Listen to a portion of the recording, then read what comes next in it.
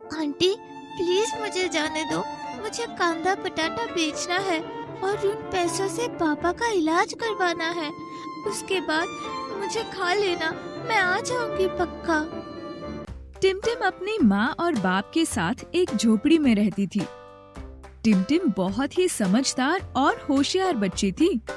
टिमटिम की माँ अपाहिज थी, इसलिए बाहर कुछ काम नहीं कर सकती थी और उसके बाबा किसी के खेत में मजदूरी करते थे और वहीं से कांदे बटाटे लेके आते थे, जिन्हें उसके बाबा और टिमटिम बेचा करते थे।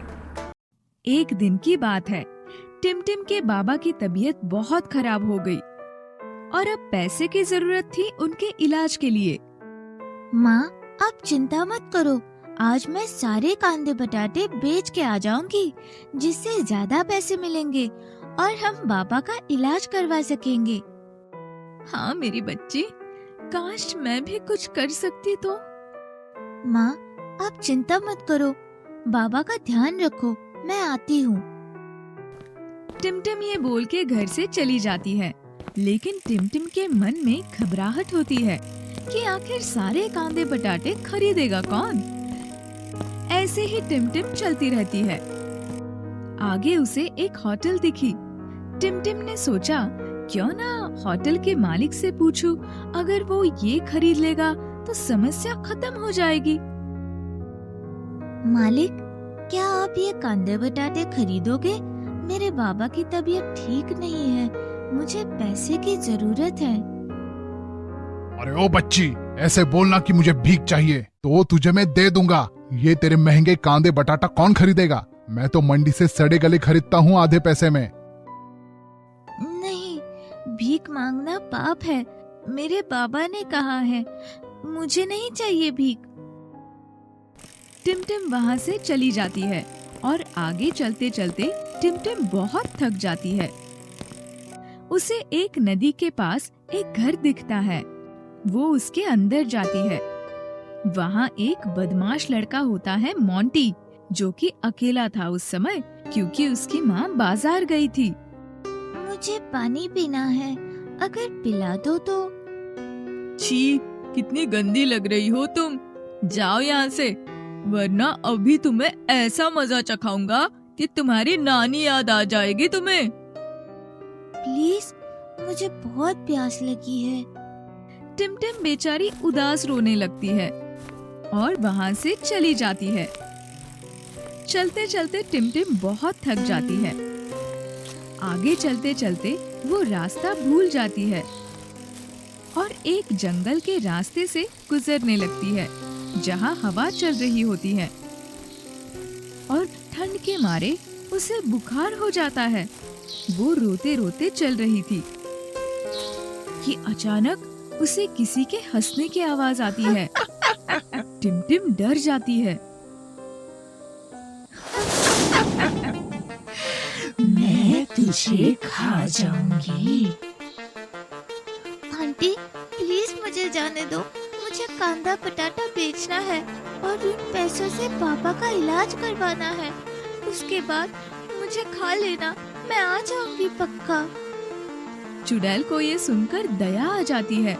वो टिमटिम के पास जाती है, उसके सर पे हाथ फेरती है। तुझे तो बुखार है, तू आराम कर यहाँ, मैं तेरे कांदे बटाटे बेच दूंगी, तू चिंता मत कर।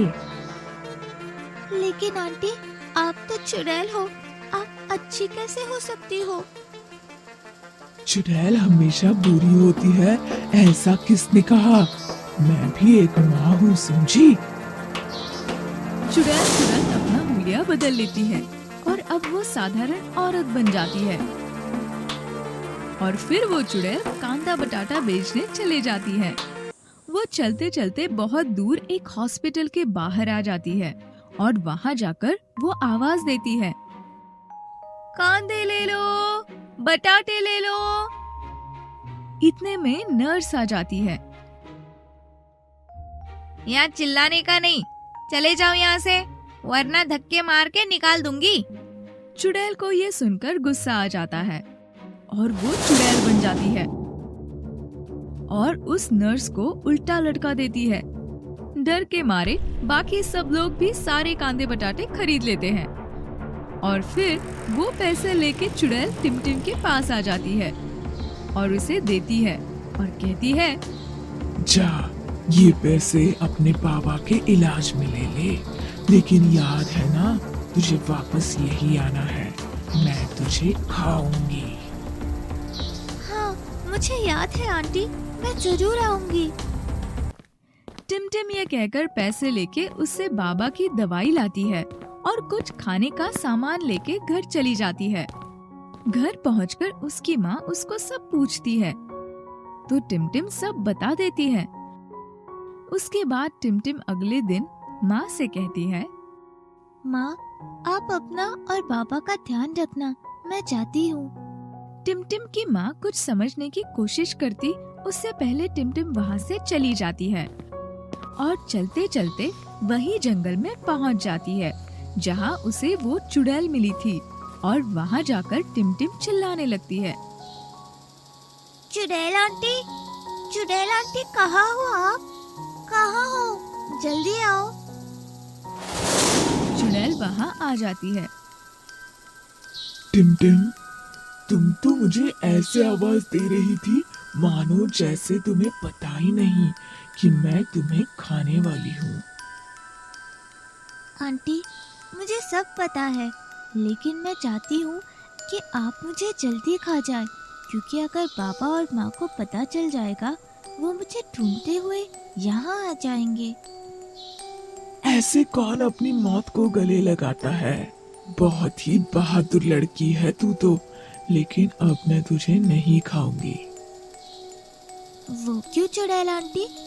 क्योंकि तेरा टेस्ट अच्छा नहीं आएगा मुझे लगता है। ऐसा क्यों? अब तू दिन भर कांदा बटाटा बेचती थी तो वही खाती होगी घर में, तो तेरे अंदर से तो एक जैसा स्वाद ही आएगा। सही कहा ना मैंने? आंटी, ऐसा नहीं है, कभी कभार माँ कुछ अच्छा भी बना देती थी और कई बार तो पापा मुझे बाहर से वड़ा और गोला भी खिलाते थे। ऐसी बात है तो चल, तुझे खाती हूँ। इतने में टिमटिम जोर से चिल्लाती है, नहीं नहीं, मैं तो मजाक कर रही थी आंटी, मुझे मत खाओ। आखिर मुझे और आपको कांदा बटाटा जो बेचना है साथ में। हाँ, मुझे भी बेचना पड़ेगा ये कांदा बटाटा। गई भैंस पानी में।